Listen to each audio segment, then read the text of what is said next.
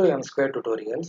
Friends, ಇಂದಿನ ವಿಡಿಯೋದಲ್ಲಿ ನಾವು ಜಾವಾ ಸ್ಕ್ರಿಪ್ಟ್ ಅಲ್ಲಿ ಯೂಸ್ ಮಾಡುವ ಎರಡು ಇಂಪಾರ್ಟೆಂಟ್ ಮೆಥಡ್ಸ್ ಬಗ್ಗೆ ತಿಳ್ಕೊಳ್ಳೋಣ. ಅದಕ್ಕೂ ಮೊದಲು ನೀವು ಇಷ್ಟವರೆಗೂ ಈ ಚಾನಲ್ನ ಸಬ್ಸ್ಕ್ರೈಬ್ ಮಾಡಿಲ್ಲ ಅಂದರೆ ಪ್ಲೀಸ್ ಈ ಚಾನಲ್ನ ಸಬ್ಸ್ಕ್ರೈಬ್ ಮಾಡಿ ಹಾಗೂ ಇದನ್ನು ಶೇರ್ ಮಾಡಿ. ಇವಾಗ ನಾವು ನೋಡೋಣ ಜಾವಾ ಸ್ಕ್ರಿಪ್ಟ್ ಅಲ್ಲಿ. ಹಿಂದಿನ ವಿಡಿಯೋದಲ್ಲಿ ನಾವು ತಿಳ್ಕೊಂಡಿದ್ವಿ ಡಾಮ್ ಟಾರ್ಗೆಟಿಂಗ್ ಮೆಥಡ್ಸ್ ಬಗ್ಗೆ, ಹಾಗೆ dam set value methods, dam get value methods ಬಗ್ಗೆ ನೋಡಿದ್ದೀವಿ.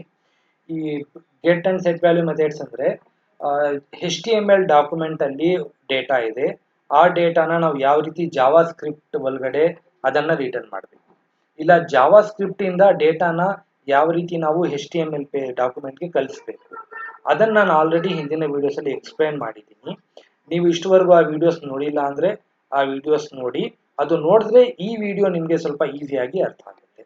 ಇಂದಿನ ವಿಡಿಯೋದಲ್ಲಿ ನಾವು ತಿಳ್ಕೊಳ್ಳೋಣ ಕ್ವೈರಿ ಸೆಲೆಕ್ಟರ್ ಮತ್ತು ಕ್ವೈರಿ ಸೆಲೆಕ್ಟರ್ ಆಲ್, ಈ ಎರಡು ವಿಡಿಯೋಸ್ ಬಗ್ಗೆ.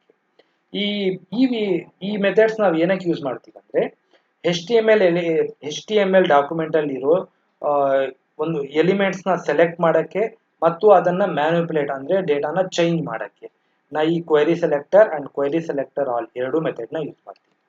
ಇಲ್ಲಿ ನೀವು ನೋಡ್ಬೋದು ಇದರ ಬೇಸಿಕ್ ಸ್ಟ್ರಕ್ಚರ್, ಸಿಂಟ್ಯಾಕ್ಸ್ ಯಾವ ರೀತಿ ಇರುತ್ತೆ ಅಂದರೆ document dot query selector bracket ಒಳಗಡೆ ಸೆಲೆಕ್ಟರ್, ಯಾವ ಸೆಲೆಕ್ಟರ್ ಅಂತ ಬರೀಬೇಕಾಗತ್ತೆ. ಸೆಲೆಕ್ಟರ್ ಅಂದರೆ ನಾವು ಯಾವ ಡೇಟಾನ ಸೆಲೆಕ್ಟ್ ಮಾಡಬೇಕು ಅದನ್ನು ಯಾವ ರೀತಿ ಸೆಲೆಕ್ಟ್ ಮಾಡ್ತೀವಿ. ID ಯೂಸ್ ಮಾಡಿ ಸೆಲೆಕ್ಟ್ ಮಾಡ್ಬೋದು, ಕ್ಲಾಸ್ ಯೂಸ್ ಮಾಡಿ ಸೆಲೆಕ್ಟ್ ಮಾಡ್ಬೋದು, ಇಲ್ಲ ಡೈರೆಕ್ಟ್ ಟ್ಯಾಗ್ ನೇಮ್ ಯೂಸ್ ಮಾಡಿ ಸೆಲೆಕ್ಟ್ ಮಾಡ್ಬೋದು. ಅದನ್ನು ನಾವು ಇದರಲ್ಲಿ ಬರೀಬೇಕಾಗುತ್ತೆ. ಸೇಮ್ ಕ್ವೈರಿ ಸೆಲೆಕ್ಟರ್ ಆಲ್ಗೂ ಸೇಮ್ ಸ್ಟ್ರಕ್ಚರ್ ಇರುತ್ತೆ. ಎರಡಲ್ಲೂ ಇಲ್ಲಿ ಬರೀ ಕ್ವೈರಿ ಸೆಲೆಕ್ಟರ್ ಬರುತ್ತೆ, ಇದರಲ್ಲಿ ಕ್ವೈರಿ ಸೆಲೆಕ್ಟರ್ ಆಲ್ ಬರುತ್ತೆ. ಇದರಲ್ಲಿರೋ ಮೇನ್ ಡಿಫ್ರೆನ್ಸ್ ಏನಂದ್ರೆ ಇವೆರಡರಲ್ಲಿ ಕ್ವೈರಿ ಸೆಲೆಕ್ಟರ್ ಇದು ಬಂದ್ಬಿಟ್ಟು ಒಂದು HTML ಡಾಕ್ಯುಮೆಂಟ್ ಅಲ್ಲಿ ನಾವು ಒಂದು ಸೆಲೆಕ್ಟರ್ ಕೊಟ್ಟರೆ, ಫಾರ್ ಎಕ್ಸಾಂಪಲ್ ನಾನು ಒಂದು ಡಿವಿಷನ್ ಕೊಟ್ಟೆ. HTML ಪೇಜ್ ಅಲ್ಲಿ ನಾನು 5 ಡಿವಿಷನ್ಸ್ ಬರ್ತಿದ್ದೀನಿ. ಆ 5 ಡಿವಿಷನ್ ಮ್ಯಾಚ್ ಆಗುತ್ತೆ, ಆದರೆ ಫಸ್ಟ್ ಮ್ಯಾಚಿಂಗ್ ಡಿವಿಷನ್ ಯಾವುದಿದೆ ಅದು ಮಾತ್ರ ಇದು ರಿಟರ್ನ್ ಮಾಡುತ್ತೆ query selector. Query selector all ಅಂದ್ರೆ ಎಲ್ಲ 5 ಮ್ಯಾಚಿಂಗ್ ಎಲಿಮೆಂಟ್ಸ್ ಅದನ್ನ ರಿಟರ್ನ್ ಮಾಡುತ್ತೆ. ಇದು ಮೇನ್ ಡಿಫ್ರೆನ್ಸ್ ಕ್ವೈರಿ ಸೆಲೆಕ್ಟರ್ ಮತ್ತೆ ಕ್ವೈರಿ ಸೆಲೆಕ್ಟರ್ ಆಲ್ ಇವೆರಡರಲ್ಲಿ.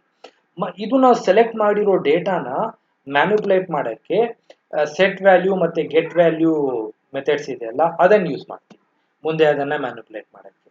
ಬನ್ನಿ ಇವಾಗ ಪ್ರಾಕ್ಟಿಕಲ್ ಆಗಿ ಇದು ಯಾವ ರೀತಿ ಇರುತ್ತೆ ಅಂತ ನೋಡೋಣ. ನೀವಿಲ್ಲಿ ನೋಡ್ಬೋದು ಲೆಫ್ಟ್ ಸೈಡ್ ಅಲ್ಲಿ ನಾನು ಒಂದು HTML ಡಾಕ್ಯುಮೆಂಟ್ ಪೇಜ್ ಕ್ರಿಯೇಟ್ ಮಾಡಿದ್ದೀನಿ. ರೈಟ್ ಸೈಡ್ ಅಲ್ಲಿ ನೀವು ಅದರ ಔಟ್ಪುಟ್ ನ ನೋಡ್ಬೋದು. ಜಸ್ಟ್ ಒಂದು ಸಿಂಪಲ್ ಒಂದು ಡಿವಿಷನ್ ಇದೆ, ಅದಕ್ಕೆ ನಾನು ಒಂದು ಕ್ಲಾಸ್ ನೇಮ್ ಮತ್ತೆ ID ನೇಮ್ ಕೊಟ್ಟಿದ್ದೀನಿ, ಎರಡಕ್ಕೂ ಡೆಮೋ ಅಂತಾನೆ ಕೊಟ್ಟಿದ್ದೀನಿ. ಅದರ ಒಳಗಡೆ ಎರಡು H1 ಟ್ಯಾಗ್ ಇದೆ, ಎರಡು P ಟ್ಯಾಗ್ ಇದೆ.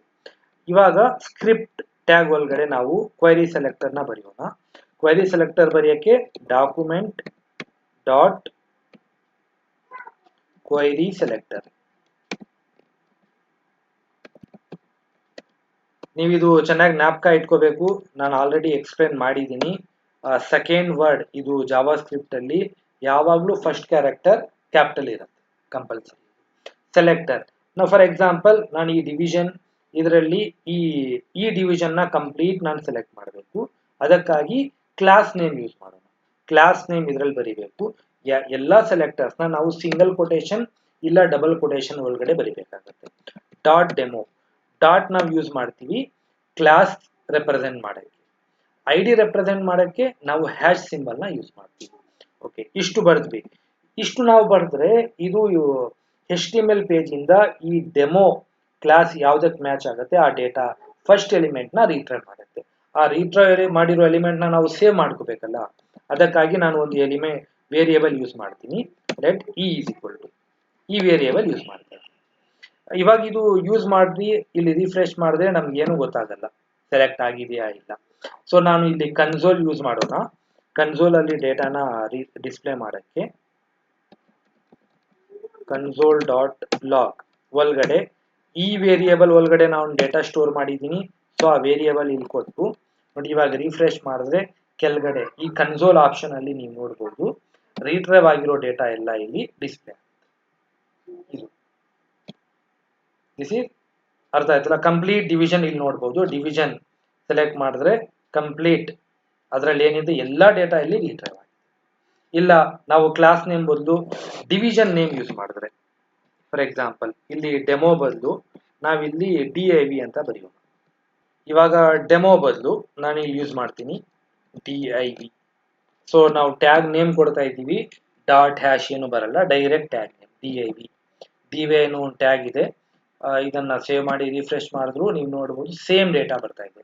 ಫಾರ್ ಎಕ್ಸಾಂಪಲ್ ನಾನು ಇನ್ನೊಂದು ಬೇರೆ ಡಿವಿಷನ್ ಕ್ರಿಯೇಟ್ ಮಾಡ್ತೀನಿ. ಬೇರೆ ಡಿವಿಷನ್ ಇದರಲ್ಲಿ ನಾನು ಸ್ವಲ್ಪ ಡೇಟಾ ಚೇಂಜ್ ಮಾಡ್ತೀನಿ. ಫಸ್ಟ್ ಬದಲು ಇಲ್ಲಿ ನೆಕ್ಸ್ಟ್ ಅಂತ ಬರ್ದಿರ್ತೀನಿ, ನಿಮಗೆ ಕನ್ಫ್ಯೂಸ್ ಆಗಬಾರ್ದು ಅಂತ. ನೆಕ್ಸ್ಟ್ ನಾವು ರಿಫ್ರೆಶ್ ಮಾಡಿದ್ರೆ ನೋಡಿ, ಇವಾಗ ನಾವು ರಿಫ್ರೆಶ್ ಮಾಡಿದ್ರು ಸಹ ಇದು ಸೇಮ್ ಡಿವಿಷನ್, ಫಸ್ಟ್ ಡಿವಿಷನ್ನೇ ರೀಟ್ರೈವ್ ಆಗಿದೆ. ಫಾರ್ ಎಕ್ಸಾಂಪಲ್ ಇದನ್ನ ನಾನು ಮೇಲೆ ಬರೀತೀನಿ, ಕಂಟ್ರೋಲ್ X. ಓಕೆ, ನಾವು ಯಾವ್ದು ಇದರಲ್ಲಿ ಫಸ್ಟ್ ಡಿವಿಷನ್ ಯಾವ್ದ್ರಲ್ಲಿ ನಾನು ಅದರಲ್ಲಿ ನೆಕ್ಸ್ಟ್ ಹೆಡ್ಡಿಂಗ್ ಅಂತ ಬರ್ದಿದ್ದೀನಲ್ಲ ಅದು ಫಸ್ಟ್ ಡಿವಿಷನ್. ಸೊ ಇವಾಗ ನಾವು ಸೇವ್ ಮಾಡಿ ರಿಫ್ರೆಶ್ ಮಾಡಿದ್ರೆ ನೋಡ್ಬೋದು ಯಾವ ಡೇಟಾ ಬಂದಿದೆ ಅಂತ. ನೋಡಿ, ಸಿ ನೆಕ್ಸ್ಟ್ ಡಿವಿಷನ್ ಇರೋ ಡೇಟಾ ಬಂದಿದೆ. ಅಂದ್ರೆ ಈ ಕ್ವೈರಿ ಸೆಲೆಕ್ಟರ್ ಇದು ಫಸ್ಟ್ ಮ್ಯಾಚಿಂಗ್ ಎಲಿಮೆಂಟ್ ನ ಮಾತ್ರ ರೀಟ್ರೈವ್ ಮಾಡುತ್ತೆ. ಇದು ಮೇನ್ ಇಂಪಾರ್ಟೆಂಟ್, ನೀವು ಇದರಲ್ಲಿ ಜ್ಞಾಪಕ ಇಟ್ಕೋಬೇಕಾಗಿರೋದು. ಸೊ ಇವಾಗ ನಾನು ಇದನ್ನು ಡಿಲೀಟ್ ಮಾಡ್ತಾ ಇದ್ದೀನಿ. ಫಸ್ಟ್ ನಾವು ಇವಾಗ ಬೇರೆ ಡಿವಿಷನ್ ಬದಲು ಬೇರೆ ಟ್ಯಾಗ್ ನೇಮ್ ಯೂಸ್ ಮಾಡೋಣ. H1 ಯೂಸ್ ಮಾಡ್ತೀನಿ ಫಾರ್ ಎಕ್ಸಾಂಪಲ್. H1 save. ನೋಡಿ H1 ಅನ್ನೋ ಟ್ಯಾಗ್ ಇದರಲ್ಲಿ ಎರಡು ಟ್ಯಾಗ್ ಇದೆ. ನಾವು ರಿಫ್ರೆಶ್ ಮಾಡಿದ್ರೆ ಇಲ್ಲಿ ಬರೀ first matching H1 tag data ಮಾತ್ರ ರೀಟ್ರೈವ್ ಆಗ್ತಾ ಇದೆ. ಫಸ್ಟ್ ಹೆಡಿಂಗ್ ನೀವು ಇಲ್ಲಿ ನೋಡ್ಬೋದು, ಫಸ್ಟ್ ಹೆಡಿಂಗ್ ಇದು ಬರ್ತಾ ಇದೆ. ಇಲ್ಲಿ ಏನಾದರೂ ನಾನು ಮೇಲೆ ಇನ್ನೊಂದು ಹೆಡಿಂಗ್ ಆಡ್ ಮಾಡ್ತೀನಿ, for example H1 main heading /H1 ಕೊಟ್ಟಿದ್ದೀನಿ, ಮೇನ್ ಹೆಡಿಂಗ್. ಇವಾಗ ರಿಫ್ರೆಶ್ ಮಾಡಿದ್ರೆ ನೀವು ನೋಡ್ಬೋದು, ನೋಡಿ ಫಸ್ಟ್ ಯಾವ್ದು ಮ್ಯಾಚಿಂಗ್ ಇದೆ ಅದು ಮಾತ್ರ ರೀಟ್ರೈವ್ ಆಗುತ್ತೆ. ಇದು ನಾವು ಕ್ವೆರಿ ಸೆಲೆಕ್ಟರ್ನ ಯಾವ ರೀತಿ ಯೂಸ್ ಮಾಡ್ತೀವಿ ಅಂತ. ಸೇಮ್ ಇವಾಗ ಈ ಡೇಟಾನ ನಾವು ಯಾವ ರೀತಿ ಚೇಂಜ್ ಮಾಡಬೇಕು, ಅಪ್ಡೇಟ್ ಮಾಡಬೇಕು. ಫಾರ್ ಎಕ್ಸಾಂಪಲ್ ಈ ಫಸ್ಟ್ ಹೆಡಿಂಗ್ ಅನ್ನ ರೀಟ್ರೈವ್ ಮಾಡಿ ಈ ಡೇಟಾನ ಚೇಂಜ್ ಮಾಡಬೇಕು. ಅದಕ್ಕಾಗಿ ನಾವು ಒಂದು ಕೆಲಸ ಮಾಡೋಣ, ಈ ಡೇಟಾನ ಒಂದು ಫಂಕ್ಷನ್ ಒಳಗಡೆ ಬರೆಯೋಣ. ನಾವು ಫಂಕ್ಷನ್ ಅಂದ್ರೆ ಆಲ್ರೆಡಿ ನಿಮಗೆ ಗೊತ್ತಿದೆ, ಅದರ ಬಗ್ಗೆ ನಾನು ಆಲ್ರೆಡಿ ವಿಡಿಯೋ ಮಾಡಿದ್ದೀನಿ. Function name for example query ಅಂತ ಕೊಡೋಣ. ನಾವು ಈ ಫಂಕ್ಷನ್ಸ್ ಕ್ರಿಯೇಟ್ ಮಾಡಿದಾಗ ಈ ಫಂಕ್ಷನ್ಸ್ ಬೈ ಡಿಫಾಲ್ಟ್ ಅದು ಎಕ್ಸಿಕ್ಯೂಟ್ ಆಗಲ್ಲ, ನಾವು ಅದನ್ನ ಕಾಲ್ ಮಾಡಿದ್ರೆ ಮಾತ್ರ ಎಕ್ಸಿಕ್ಯೂಟ್ ಆಗುತ್ತೆ. ನೋಡಿ ಇವಾಗ ನಾನು ರಿಫ್ರೆಶ್ ಮಾಡ್ತೀನಿ, ಇಲ್ಲಿ ಕನ್ಸೋಲ್ ಅಲ್ಲಿ ಯಾವುದೇ ಡೇಟಾ ಬರಲ್ಲ, ಯಾಕಂದ್ರೆ ಈ ಫಂಕ್ಷನ್ ನಾವು ಕಾಲ್ ಮಾಡಿದ್ರೆ ಮಾತ್ರ ಎಕ್ಸಿಕ್ಯೂಟ್ ಆಗುತ್ತೆ. ಇಲ್ಲಿ ನಾನು ಇವಾಗ HTML ಪೇಜ್ ಅಲ್ಲಿ ಒಂದು ಬಟನ್ ಕ್ರಿಯೇಟ್ ಮಾಡ್ತೀನಿ.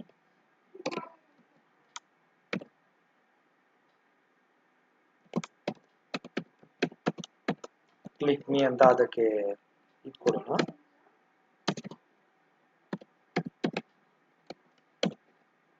Click me. ಇವಾಗ ಇದರಲ್ಲಿ ಈ ಕ್ಲಿಕ್ ಮೀ ಬಟನ್ ಪ್ರೆಸ್ ಮಾಡಿದ್ರೆ ಈ ಫಂಕ್ಷನ್ ಎಕ್ಸಿಕ್ಯೂಟ್ ಆಗಬೇಕು. ಅದಕ್ಕಾಗಿ ಕ್ಲಿಕ್ ಮೀ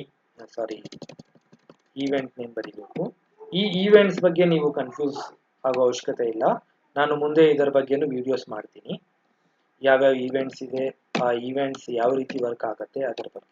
ಸಿ ಇವಾಗ ನೋಡಿ ರಿಫ್ರೆಶ್ ಮಾಡಿದ್ರೆ ಇಲ್ಲಿ ಬಟನ್ ಕ್ಲಿಕ್ ಮೀ ಅನ್ನೋ ಬಟನ್ ಬಂದಿದೆ. ಇವಾಗ ಇದು ಬಟನ್ ಪ್ರೆಸ್ ಮಾಡಿದ್ರೆ ಈ ಫಂಕ್ಷನ್ ಎಕ್ಸಿಕ್ಯೂಟ್ ಆಗುತ್ತೆ, ಕ್ವೆರಿ ರೀಟ್ರೈವ್ ಆಗುತ್ತೆ. ನೋಡ್ಬೋದು ಡೇಟಾ ಕ್ವೆರಿ ರೀಟ್ರೈವ್ ಆಗುತ್ತೆ. ಸೊ ಈ ರೀಟ್ರೈವ್ ಆಗಿರೋ ಡೇಟಾನ ನಾವು ಇವಾಗ ಇಲ್ಲಿ ಚೇಂಜ್ ಮಾಡೋಣ. ಚೇಂಜ್ ಮಾಡಕ್ಕೆ ಸೆಟ್ ವ್ಯಾಲ್ಯೂ ಮೆಥಡ್ಸ್ ಇದೆ. ಯಾವ್ದ್ರಲ್ಲಿ ಡೇಟಾ ಸ್ಟೋರ್ ಆಗಿದೆ, ಇ ಡಾಟ್ ಇನ್ನರ್ ಟೆಕ್ಸ್ಟ್ ನಾವು ಯೂಸ್ ಮಾಡ್ತೀವಿ ಡೇಟಾನ ಚೇಂಜ್ ಮಾಡಕ್ಕೆ. ನಾನು ಫಾರ್ ಎಕ್ಸಾಂಪಲ್ ಫಸ್ಟ್ ಹೆಡಿಂಗ್ ಇದೆ ಅಲ್ಲ ಅದರ ಬದಲು ನಾನು ಬರೀತೀನಿ M² ಟ್ಯುಟೋರಿಯಲ್ಸ್.